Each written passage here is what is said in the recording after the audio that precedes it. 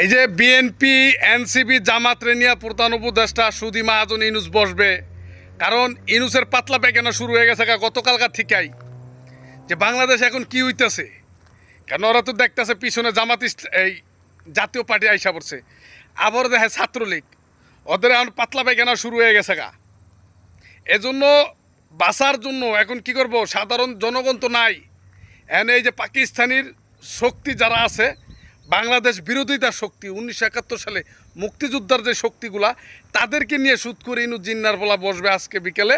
দেশবিদ্রোহী যারা, দেশবিদ্রোহী যে শক্তিটা বাংলার জমিনে আছে, তাদেরকে নিয়ে বসবে যে কিভাবে কি করা যায়। কারণ এখন দেখতেছে মুক্তিযোদ্ধার শক্তি তো বাংলাদেশে বেশি, কারণ ওরা তো সব পাকিস্তানি রাজাকার, ওদের শক্তির জোরটা কমে গেছে দেশের জনগণ বুঝ জ্বালাইছে যে এটি পাকিস্তানি বীজ। ইনশাল্লাহ প্রত্যেকটা জঙ্গি নেতার বিচার বাংলার জমিনে হবে। এই যে বিএনপি এনসি